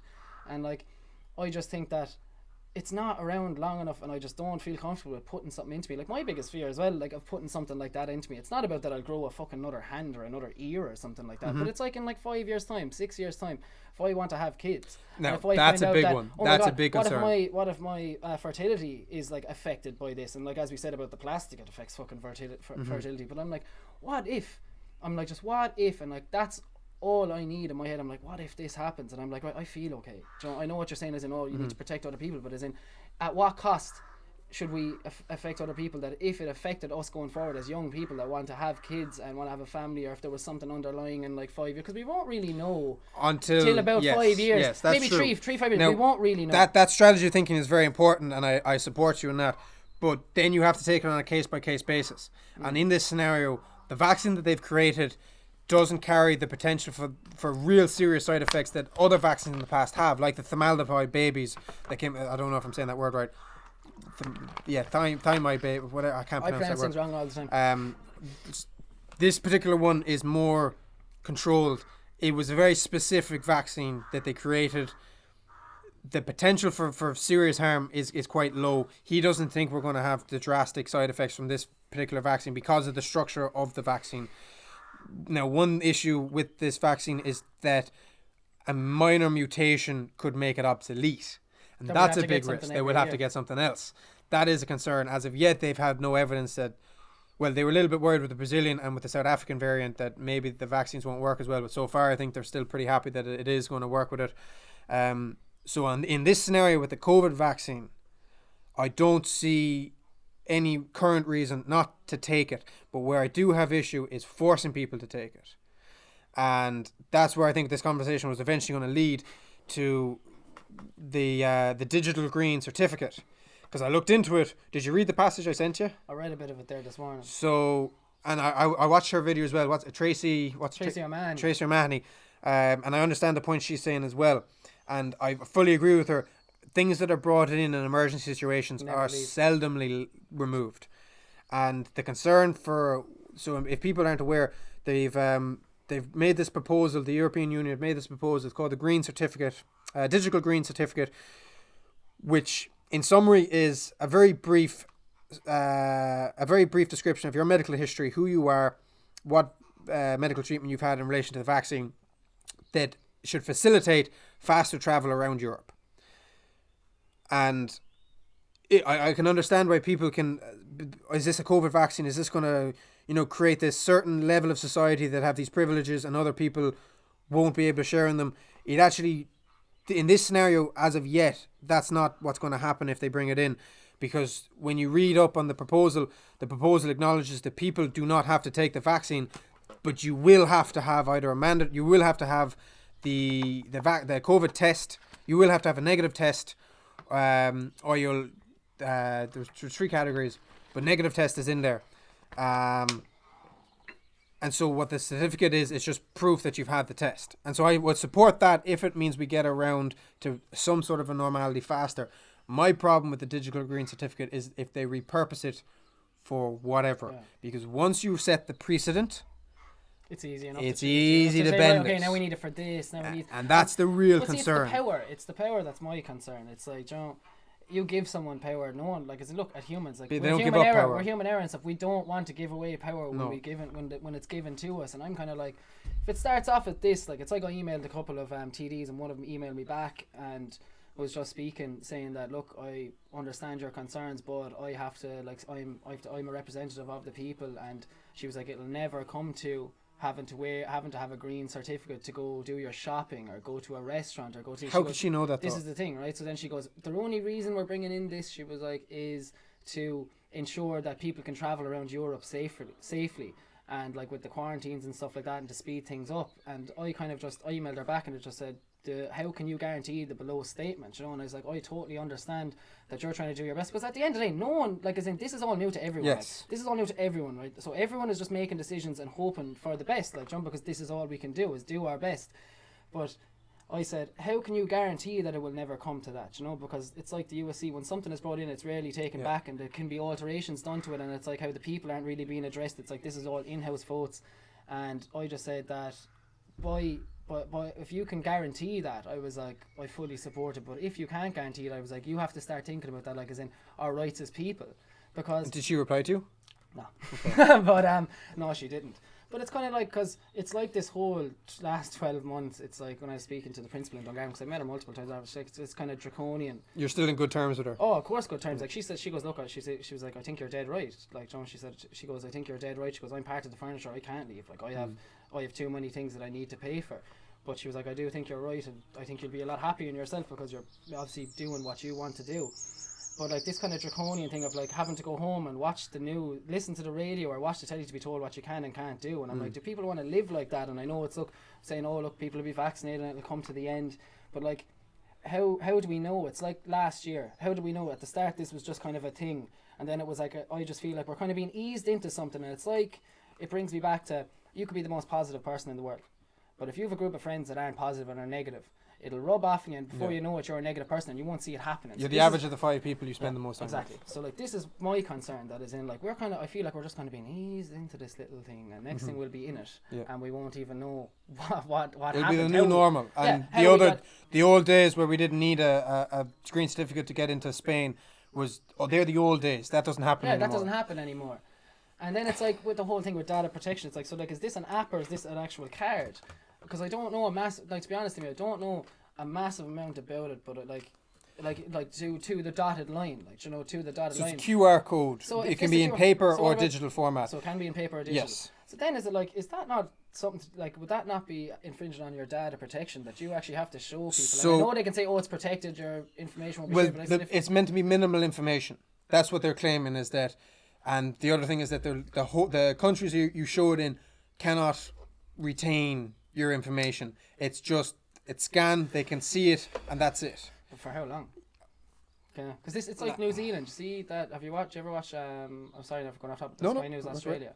I like watching them because they don't really seem biased with anything. They kind of just give out whatever they have, and it's like the Australians are. I really like the Australians. I do. I like them. They have themselves, and that's it. Yeah, I like them. I really do like them. And it's like they had a headline the other day that New Zealand has sold their soul to China because apparently they bought out a load of companies in China for their data. Explain that. Sorry. China bought out a load of companies in New Zealand. Something to do with their data. It was a headline. I didn't get it. I only seen the headline this morning. I think it was up during the week. Mm-hmm. So I'm kind of like, well, we're going down the line where it's like everyone says data is the new gold. And having just about to say that data is the new gold, and having data on people. And it's like, I can't remember exactly what podcast I was listening. It could have been Joe Rogan. It could have been something else. Whereas it might come to a stage where if data is the new gold, and China are buying up a lot of stuff in Ireland as well. They own Photo Island. We'll say next thing now. So there's a massive strain put on businesses now. So there's businesses that will never open again that have been open for 30 years, and it's so sad to hear that. But it's like, right, okay, so if they start buying businesses over here, start buying businesses around the world, they're buying land all over they're buying land everywhere. They put a load of land in Cork, It's like if they have a load of data on people, you don't need to send in the army to fucking get people to comply. You can be like, well, I have every dirty secret that you have, like emails, different things like and this. The Chinese have already been at this because the Chinese have their social credit rating. Crafty, man.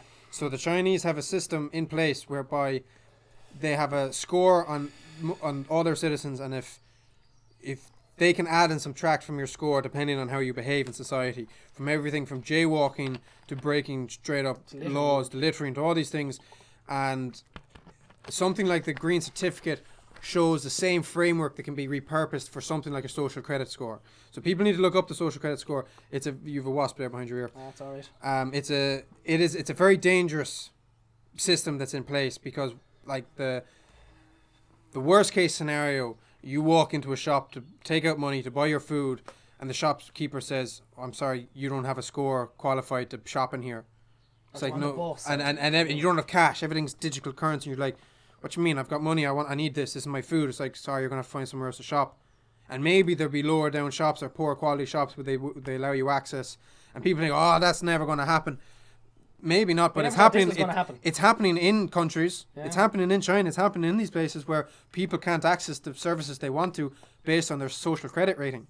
And we've watched this in Dark Mirror, or Black Mirror. We've seen this played out in an imagination sort of scenario, and that's why people are so nervous of things like the digital green certificate. Because you need to be concerned, because it's like this. You always need to ask questions. This is the thing, right? It all brings it back to say the conversation we're having. So regardless of our views, and the conversation I had with someone the other day that's for the vaccine, I'm like, but if we can't actually sit down and actually have a discussion about this, I was like, what, we're failing at everything then. So as in you have to be able to accept where people are going, and it's like even what you're talking about with China.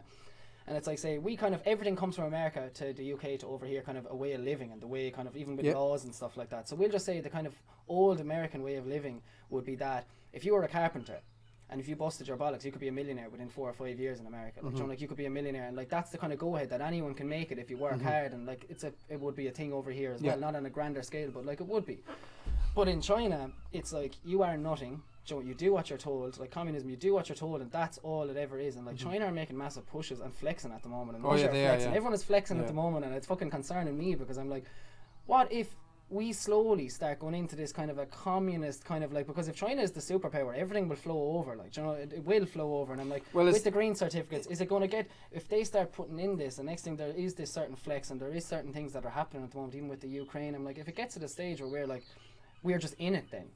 And where no one is allowed to question anything anymore, no one is allowed to ask anything. I'm like, and then as people, I'm like, do we really want that? Do we really want that to be the way our life is? It's like, we should be allowed to speak up against things, regardless if they're right or wrong, and we should be able to. And yet, as of right now, we are. Yeah, You as can of right say now, whatever you we want are. at the minute. At the minute, we Yeah. can say, and like I know they're trying to stop protests and stuff like that, and I think that you should, like, as in you should be allowed to speak your mind, because it's like at the end of the day, it's your mind, like you know, it's what's going on, and it's like if you're saying something, you're trying to understand. It's like I had a conversation, as I was saying before, with someone that's pro-vaccine, and he said, "Would you sit down and have a conversation and let someone try to convince you?"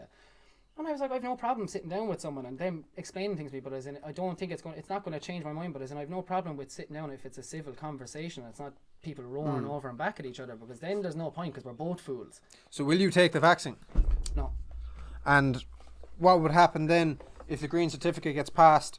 And the fact is that you have a right to move anywhere within the EU. Are you happy to get negative tests to get into a country? Never got a test. Are you happy to take a negative test to get into a country? I don't know yet.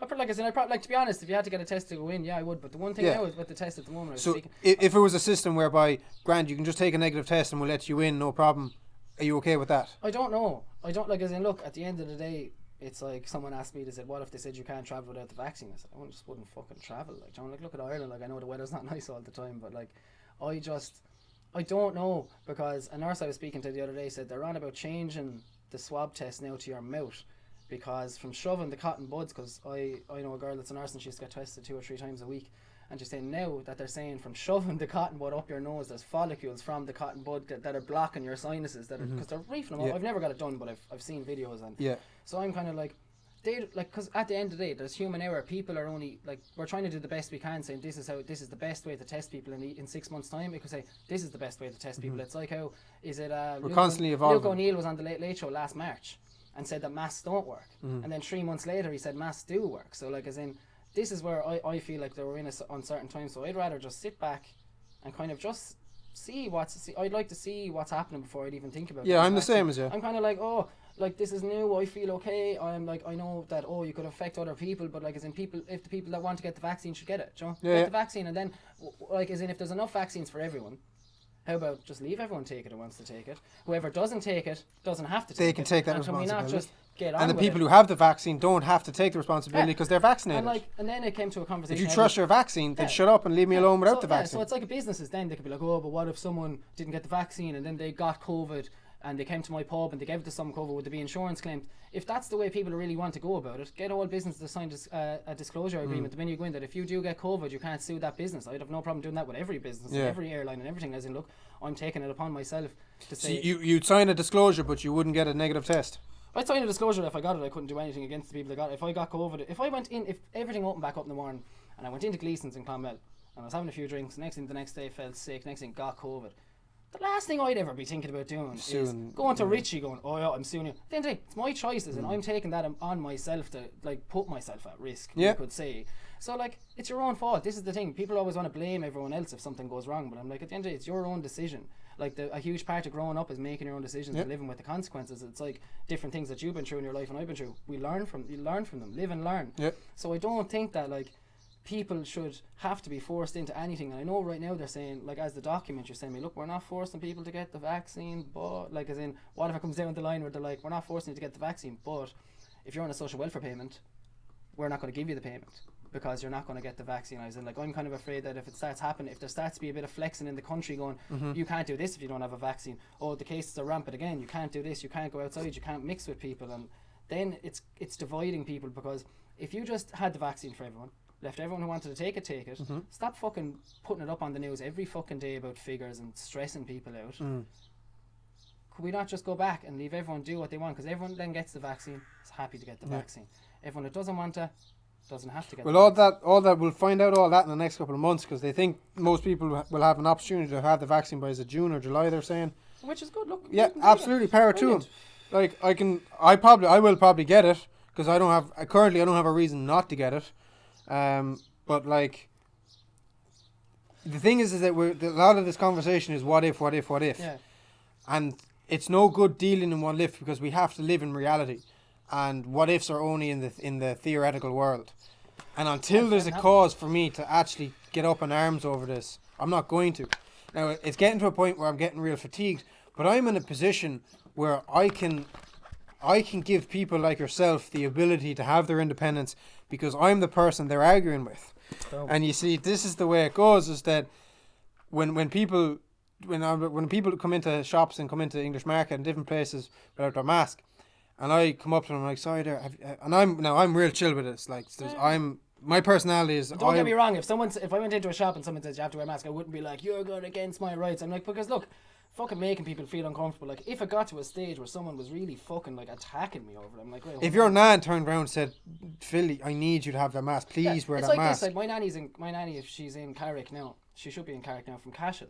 And obviously you can't go in without a mask to see her, and I think you could be allowed window visits. And I was trying to my mum the other day, mum was like, you'd have to wear a mask, and I was like, I'd wear a mask for my nanny. Like, I'd wear a mask to get into her, because at the end of the day, seeing her is more important than anything. But I wouldn't put on a mask just to make everyone else feel a bit more comfortable when people are going Why around. not though? Because people are fucking going around, like, show me this fucking thing, like, right? People are fucking going around like this, right? Chatting to people, and they're like, fucking yeah, I'm doing my right, I'm doing, like, cause I'm like, fucking, you're no, you breathe, man. It's like, but what does that matter? Why does that bother you? Because I think you're going along with something that I feel like you're just going along with something to create this placebo. But we do that all the time. I know we have conversations with people we don't particularly like to keep them happy. I think you shouldn't have to cover your mouth.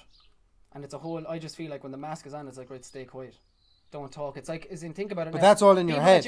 Yeah, it is, and it is a lot of things that are in my head. And it's like people meet on the street now. People barely salute anyone anymore. If I was going for a walk, someone might cross the fucking road if you didn't have a mask on. Or like, there's no, like, even when you meet people now, you don't even know what they look like. You know, like, as in you're like, who is that? You know, I remember being in there last summer, going into the bunk. But you have to make the most of it, though, man. But as in, but you have to make the most of yourself, I suppose. Really, like, you know, it's like I take pride in seeing people smile, and I take pride in watching them. I'm like, fucking seeing people happy. But if someone's going around with a mask all the time, I'm like, oh. Even like what really actually upsets me is that I've seen old people, and this is kind of another problem I have. I've seen old people that live in the same house, that hop into the car, that put on their masks, and are driving around together. And I'm like, that is not, like, as in, if you're old and I know you're trying to protect something, I'm like, fucking hell, that can't be good for you. Like, as in, you're going in, so next thing they're in the house, so like, me and you live here. Yeah.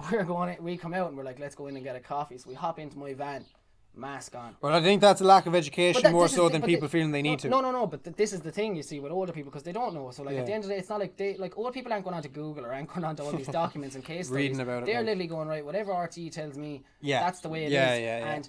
And this is the problem. It's like at the start of the case, this amount of cases, and like, as I said to you at the start, I was getting stressed. I was like, oh my fucking god, like, this is going to be the plague, guys. And I actually was like, I need to start learning how to grow vegetables, like, you know, because this is going to be fucking the biggest extreme in the world. So you went from one extreme to the other. I went from the start being shit in my pants. And at what point? No problem in saying what point did you change? I woke up. It was like a couple of weeks in January, maybe January. I'd say January. I think it was the full month So before of it proper come to Ireland, you changed your mind. When there was a few little cases spiking up, and I remember I was in Clonmel and they were talking about locking things down. It was like when the time when people are rushing for the toilet roll. Yeah. And I was like waking up, as I said, like dry cough, fucking all these things were. I was like feeling all these things, and I was like, right. I was like, I feel like I'm actually just projecting this onto myself. Like I was in feeling sick. So I was kind of in my own head, I was like, right, okay, like I can keep being afraid of this and letting it totally consume me, and I'm not going to be good to anyone. I'm not going to be able to train people. I'm not going to be able to go about my life. I can't be happy. So why am I doing this? And I literally just stopped worrying about it. So it wasn't science that changed your mind, it was your own decision. At the start, it was my own decision. Okay. At the start, I'm like, I need to live now, because I felt like I wasn't living, and I felt like I was like kind of nearly, I was like keeping myself prisoner in my head, going like, as in, right, there's a part of me in my gut that feels like this is not fucking right, and it's not what they're saying it is, and I'm not happy to keep going around stressed all the time. Did you jump Did you jump over the middle ground though? Because there is a middle ground where you can put on the mask, but you don't get hyper with it. Like, I will shake people's hand, and there's been a few times. I miss that as well when people. I'll do it. Yeah. Now I'll wear the mask. But I will walk up to someone that I know and I will shake their hand. And if they give me some elbow, I'm like, bro, what are you doing? Give me your hand. Like, we're sanitizing all the time. I don't care. And that's the risk now I'm taking on myself. If they and people who don't want to shake their hand won't shake my hand, and that's fine, right? No problem at all. Okay, whatever. We'll just kiss. Some people are more anxious than others, and I respect that too. Yeah. But there's a part where you have to take on responsibility in regards to the fact that you must be of the people and do your best to help the people around you. But it doesn't work to step out of society altogether and say, right, you're all... Oh, fuck all you cunts. Yeah, but that doesn't help either, though. Oh, it doesn't, because you can't... Like, as in, then you're just giving up on society. You're giving up on people. Yeah. That's wrong as well. It's like I went for a cycle on the Greenway, and it drives me mad when drives me mad when I see people exercising wearing masks. Oh, and, no, okay, yeah, so yeah. I'm like, Jesus, I'm like, man, what are you doing to yourself? And like, I went on a cycle on the Greenway, and I met these two old people, and they were like 70, I'd say. two of them didn't have their mask on. They had it like beside them, one of them had it on their sleeve or whatever, and they stopped, and I just stopped, was taking a break for a minute. They were probably like this close away, maybe a bit further, and they were like, when did the swallows come in? And it was such a random. I was like, well, I moved into my house last March, and I knew the swallows were making trees around, making nests, and chatting away to them, and I was like, fair play to you for my walking. They were like, we do 5k up and down every day. Like they said, it's not much. I was like, that's some walking for that age to do. And they were like, no, we love getting out and about. And just, it was so nice to actually chat to someone without a mask, and like these old people, like just chatting with each other, and they felt comfortable. I felt comfortable, and I know for a fact that they went off happy out on their day, and I went out happy off. It will get back to that. I will, and I think we have to hold faith that life will return. And you have to. It will, but I think it will. It's not just false hope. It will, and people do need to remember that and to relax. And sometimes you have to do something that makes you uncomfortable for a little while, in order to get things back on track. Yeah. And it's like if I said to you, and it's about keeping that balance that's important. Like as I said to you, that look, if I got it in the morning, it's my own fault. If I give it to someone, and if I get it and give it to someone, it's my fault, because you have to take accountability for your own decisions. But it's like, say, right, okay, John already said you probably will get it, so we'll say you get it, and in 5 years' time, like say there's something, they come out going, oh geez, sperm counts are down, or this is down, or this is whatever. There's we didn't know about these things, and we're after developing a better one now. We're after taking all the tweaks. How would you feel?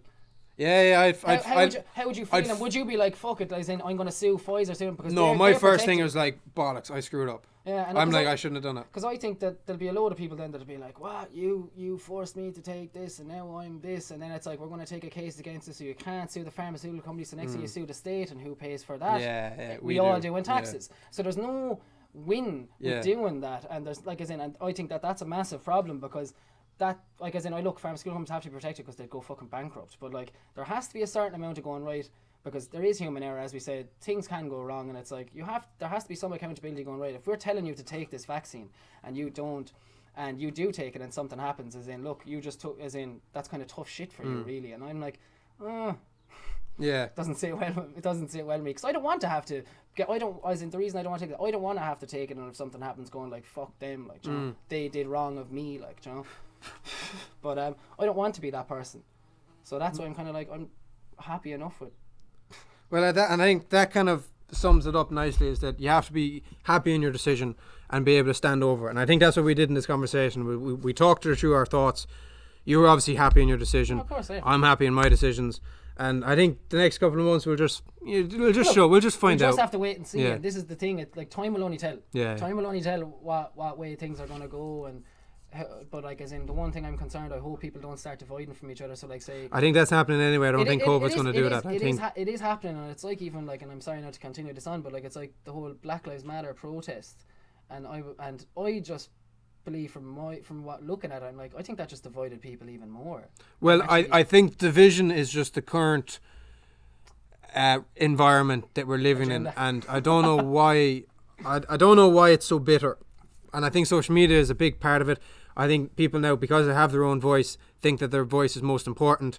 The division is an issue that's separate to COVID, but all these sort of social problems are playing into it, and that's a different conversation.